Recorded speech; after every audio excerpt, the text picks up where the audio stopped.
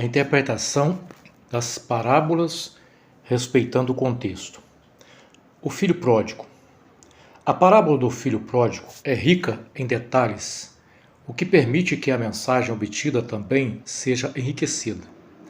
Há quem diga que toda a parábola tem uma única mensagem.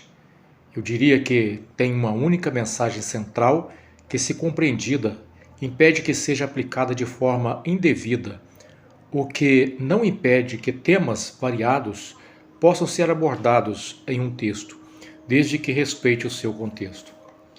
A primeira pergunta a ser feita ao texto é: qual o propósito de Jesus ao contar essa parábola? A resposta não é obtida dentro da própria parábola, e sim em seu contexto imediato. A parábola inicia no versículo de número 11 de Lucas 15. E usando a tradução Almeida Corrigida Fiel, o versículo inicia-se com a seguinte expressão: E disse, um certo homem tinha 2 filhos. A conjunção aditiva e deixa claro que, embora a parábola inicie no versículo 11, é uma continuidade de um argumento iniciado no versículo 3. Os interlocutores são Cristo, o autor da parábola, e os escribas e fariseus, receptores diretos da mensagem, e compõem também o rol de locutores os publicanos e pecadores. Ao examinar o texto mais precisamente no versículo de número 2, é possível encontrar a razão de Jesus propor as parábolas, que se inicia com a parábola das 100 ovelhas, seguindo da parábola das 10 dracmas, concluindo na parábola do filho pródigo. O contexto revela que Jesus recebeu publicanos e pecadores e comia com eles. Isso causou indignação aos escribas e fariseus. As perguntas a serem feitas para entender o contexto são: por que isso causou indignação nessas classes de pessoas? Quem eram os escribas e fariseus? Qual o contexto em que aconteceu esse episódio? Os escribas eram os judeus copistas dos textos bíblicos e, portanto, profundos conhecedores dos textos bíblicos.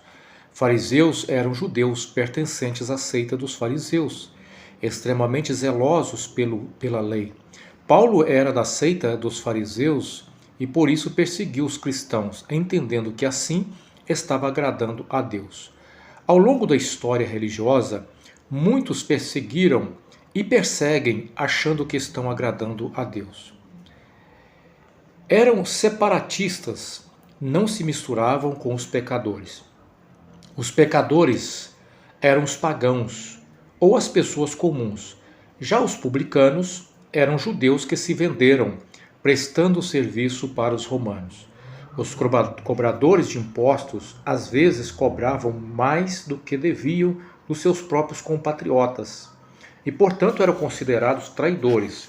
Aqui está o motivo da indignação dos religiosos com Jesus, porque ele não somente pregava para eles, mas comia com eles. Os fariseus e os escribas murmuravam dizendo: Este recebe pecadores e come com eles. Lucas 15, versículo 2. A fim de responder a essa indignação, Jesus propôs 3 parábolas. A primeira mostrando que o evangelho do pastor, o empenho do pastor em buscar a ovelha perdida e a alegria ao encontrá-la. A segunda mostrando o empenho da mulher em procurar pela moeda perdida e a alegria ao encontrá-la. E a terceira mostrando o amor do pai em receber de volta o filho, que estava perdido, e a alegria em recebê-lo. A mensagem comum nas 3 parábolas representa o propósito do evangelho, que é resgatar o pecador que se encontra perdido. Focando agora mais diretamente na parábola do filho pródigo, e sabendo que o propósito de Jesus é responder à indignação dos religiosos, faz-se necessário que sejam destacados alguns elementos presentes na parábola para melhor interpretação desta. Os personagens envolvidos na parábola são o pai, o filho mais jovem e o filho mais velho. O pai é figura do próprio Deus, o filho mais jovem representa os pecadores e publicanos, mas diretamente os publicanos que eram filhos perdidos. O filho mais velho representa os religiosos. Outros elementos que compõem a parábola e são importantes para a compreensão dessa mensagem são o pedido audacioso do filho mais novo ao desejar a herança antecipada, algo que era considerado e ainda é desrespeito para com o pai. O emprego do filho jovem para gastar os valores da herança, o banquete e a melhor roupa e o anel. Por que pensar na figura do pai como a figura de Deus? Jesus está lidando com dois grupos de pessoas, um grupo de religiosos compostos pelos escribas e fariseus indignados, e outro grupo de pecadores, incluindo publicanos. Logo, temos o filho mais novo representando o grupo de pecadores. Levantar-me-ei, irei ter com meu pai, e dir-lhe-ei, pai, pequei contra o céu e perante ti. Lucas 15, 18. O grupo de religiosos indignados representados pela figura do filho mais velho. Mas ele se indignou e não queria entrar. E saindo o pai estava com ele. Mas respondendo ele, disse ao pai, eis que te sirvo há tantos anos, sem nunca transgredir o teu mandamento. Nunca me deste um cabrito para alegrar-me com os meus amigos.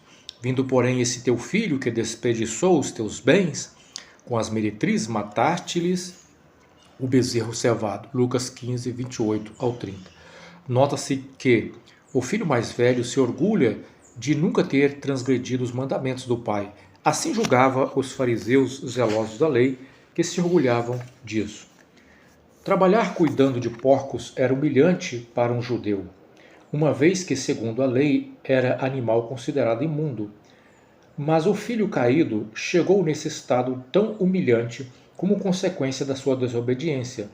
Todavia, algo aconteceu no seu interior.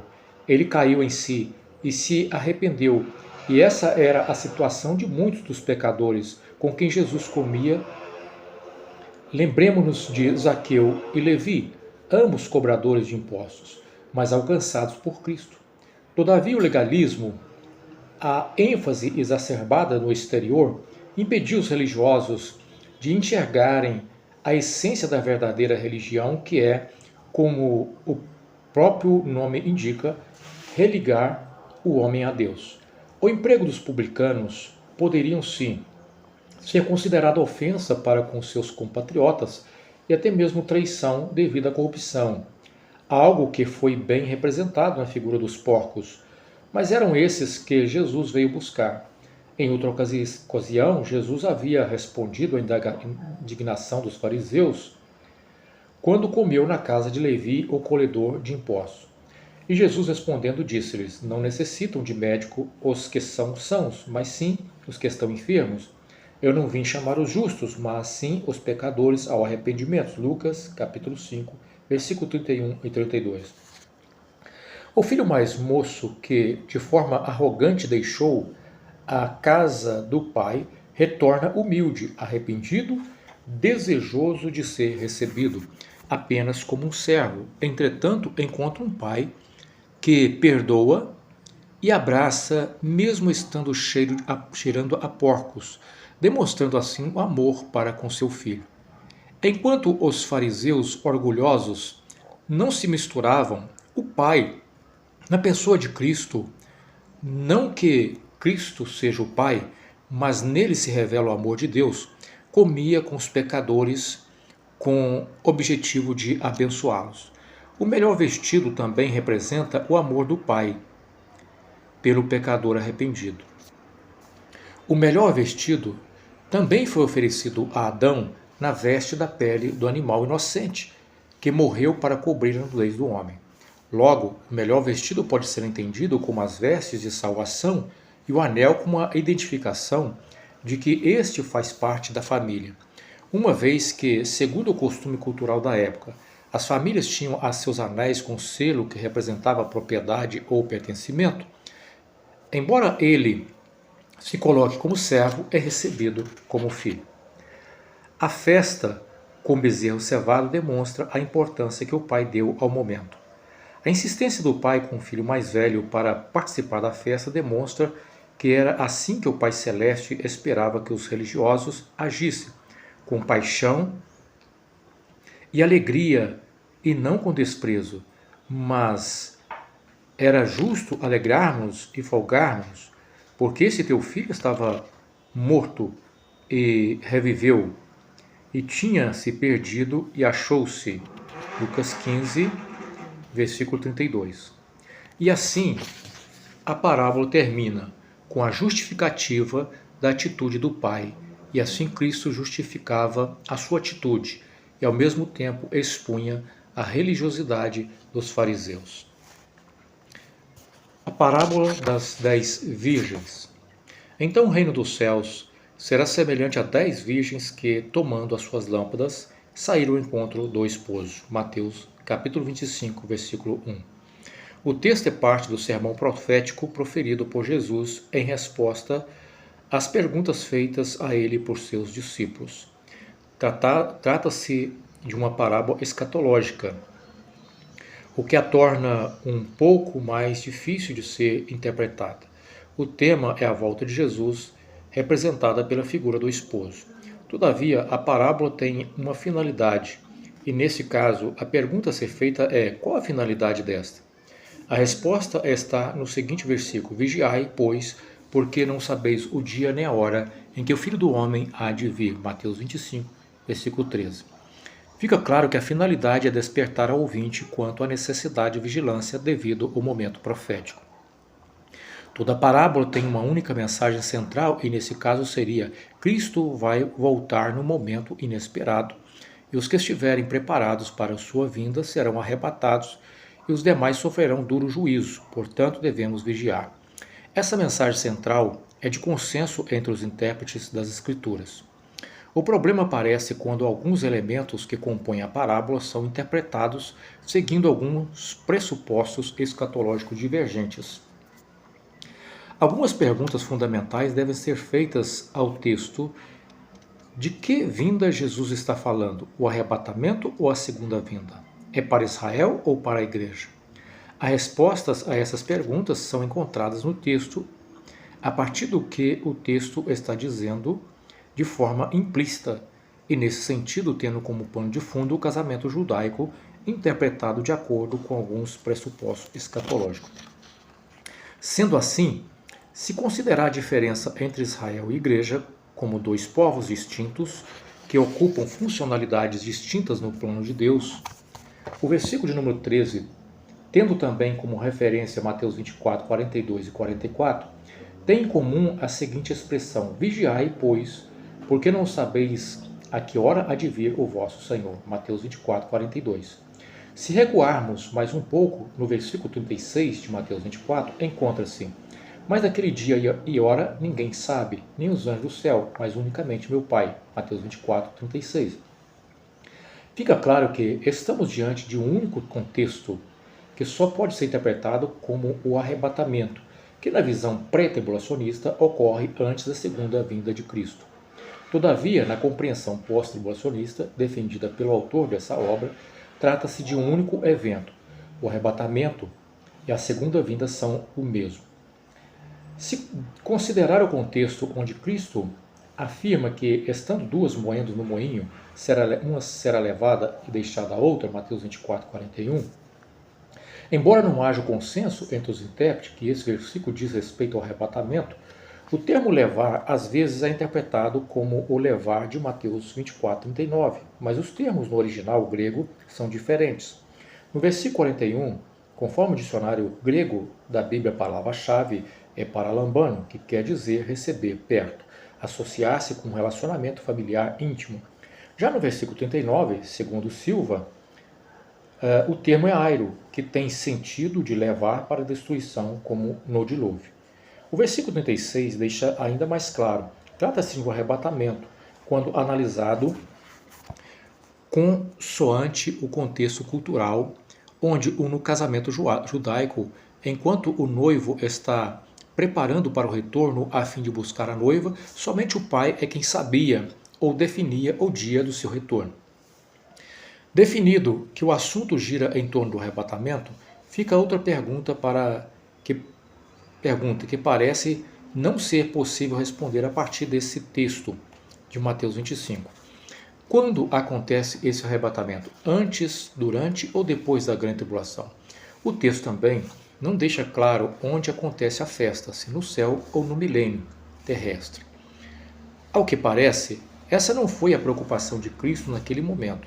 A metáfora tem um único objetivo, o de mostrar que haverá um arrebatamento para uma festa e que marcará a união definitiva de Cristo com a sua amada igreja, e que nem todos poderão participar, mas somente os que estiverem preparados. Alguns elementos presentes no texto são alegorias, como o esposo, que representa Cristo, alegoria representando Cristo como esposo e a igreja como noiva, também foi apresentada por João. Alegremo-nos e exultemo-nos e demos glória, porque já são chegadas as bodas do Cordeiro, cuja esposa a si mesmo se ataviou, pois lhe foi dado vestir-se de linho finíssimo, resplandecente e puro, porque o linho finíssimo são os atos de justiça dos santos. Então me falou o anjo, escreve, bem-aventurado aqueles que são chamados à ceia das bodas do Cordeiro. Apocalipse 19, versículo 7 ao 9. Nesse caso, o Cordeiro, Cristo, tem uma esposa, e Paulo também fala desse assunto. Maridos, amai vossa mulher, como também Cristo amou a igreja e a si mesmo se entregou por ela, para que a santificasse, tendo-a purificado por meio da lavagem de água pela palavra, para apresentá-la a si mesma, igreja gloriosa, sem mácula, nem ruga, nem coisa semelhante, porém santa e sem defeito. Grande é esse mistério, mas eu me refiro a Cristo e à igreja. Efésios 5, versículo 25 ao 27 e versículo 32. A figura da noiva não aparece no texto de Mateus 25 e tem um motivo que não é difícil de ser entendido.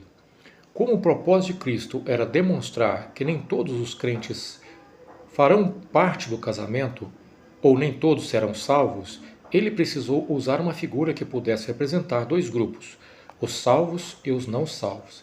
Sendo assim, seria impossível usar a figura da noiva, uma vez que num casamento judaico o noivo não voltaria da casa do pai para buscar uma noiva e deixar outra. Era necessária uma figura no casamento que pudesse representar essa separação. E nesse caso foi escolhida a figura das virgens, as amigas da noiva, para que nessa parábola representa os salvos e não salvos. O número 10 para alguns podem ter sido escolhido como um propósito específico, contendo algum simbolismo. E alguns até falam que representa os 10 mandamentos, o que não faz nenhum sentido. Esse é um problema que surge quando se tenta dar significado a todos os detalhes de uma parábola. Na verdade, Cristo teve em mente apresentar dois grupos, os que são prudentes e os imprudentes. Ele já havia apresentado dois grupos no capítulo 24, dois num campo, duas moendo no moinho. Logo, o que está claro é que o número 10 representa dois grupos de 5, e esse pode até ter um propósito específico implícito se apresentarmos que se pensarmos que Paulo apresenta 5 ministérios colocados por Deus na igreja para aperfeiçoá-la, e Cristo, ao se referir à igreja de Laodiceia, usou 5 palavras que caracterizavam a condição espiritual daquela igreja, como dizem: rico sou, estou enriquecido, de nada tenho falta. Não sabes que és um desgraçado, miserável, pobre, cego e nu. Apocalipse 3, versículo 17. Todavia, trata-se de uma possibilidade de interpretação, entretanto não se pode afirmar. O horário da meia-noite, quando se ouviu o grito, não deve ser entendido literalmente, e sim como uma representação da última hora profética que marca o arrebatamento. Não pode representar a última hora do dia, uma vez que no contexto judaico o dia termina com o pôr do sol e não à meia-noite, como no nosso calendário. Outro elemento importante é a candeia, que representa a palavra de Deus, conforme Salmo 119. Lâmpada para os meus pés é a tua palavra e luz para o meu caminho. Salmo 119, versículo 105. Todavia, um elemento polêmico na parábola das 10 virgens é o óleo. Alguns atribuem seu simbolismo ao Espírito Santo, e alguns questionamentos surgem, como: o Espírito Santo pode ser comprado? Por que as virgens não entraram quando voltaram com azeite? Esse problema aparece quando se quer dar significado a todos os detalhes de uma parábola. A ênfase que Jesus quis dar não está no óleo diretamente, e sim na luz. Se falta óleo, logicamente falta luz, e a luz é a palavra de Deus. A falta do óleo caracteriza o descaso com a aplicação da palavra na própria vida do crente, que resulta pela sua imprudência e falta de vigilância na sua exclusão, representada pela porta fechada. A porta não deve ser entendida de forma literal, e sim como oportunidade oferecida ao homem, ou seja, a graça salvadora. Ao oferecer a graça salvadora com a possibilidade de ser perdida, como defende o arminianismo, devido ao livre-arbítrio do crente e não como uma graça irresistível, como defende o calvinismo, faz com que não somente tenha sentido a exortação à vigilância, como a culpa por ficar de fora recai unicamente sobre o homem. A expressão reino dos céus, que aparece no início, não somente dessa parábola, mas de muitas outras contadas por Jesus, também causa divergência quando comparada com outra expressão, reino de Deus. Alguns fazem distinção entre os dois reinos. No entanto, essa distinção não aparece na leitura feita pelos discípulos, pois a mesma parábola, em Mateus 13:31, aparece em Marcos 4:30, porém, enquanto Mateus utiliza a expressão reino dos céus, Marcos utiliza reino de Deus. O mesmo se repete em Mateus 3:24, comparado com Marcos 4:26 e Lucas 13:18. O grito tem a finalidade de despertar para o momento. No contexto do casamento judaico, um grupo que vinha com o noivo tocavam trombetas e gritavam que o noivo estava chegando. Sendo assim, embora a figura das trombetas não apareça no texto, faz parte do contexto sobre a volta de Cristo, como afirmou Paulo nas suas cartas, em especial 1 Coríntios capítulo 15, versículo 52. No momento, no abrir e fechar de olhos ante a última trombeta, porque a trombeta soará e os mortos ressuscitarão incorruptíveis e nós seremos transformados. Assim fica claro que o propósito é despertamento da igreja para a vigilância quanto ao momento profético. A parábola do semeador. Uma das aplicações proféticas feita pela ICM sobre essa parábola. Abre aspas. Aplicação profética. O caminho é Jesus. Estar ao pé do caminho é estar fora do caminho. Arredio ao caminho. Enfim, é não andar no caminho. Isso gera dureza no coração, que é incredulidade. A ação do maligno consiste em arrebatar a palavra, a boa semente, do coração daquele que está à beira do caminho, mas não no caminho que é Jesus. Fecha aspas. Embora a identificação da incredulidade é óbvia no texto pela própria explicação de Jesus, colocam uma explicação de que Jesus é o caminho. E isso não tem nenhuma ligação com esse texto. Como Jesus explicou: escutai-vos, pois, a parábola do semeador. Ouvindo alguém a parábola do reino e não entendendo, vem o maligno e arrebata o que foi semeado no seu coração. Este é o que foi semeado ao pé do caminho. Mateus 13, versículo 18 ao 19. Jesus não falou nada sobre o caminho. E o caminho, no contexto, é uma dificuldade e não uma bênção. Se a semente estivesse no caminho, não nasceria da mesma forma que à beira do caminho. No próximo vídeo falaremos sobre a questão a letra mata.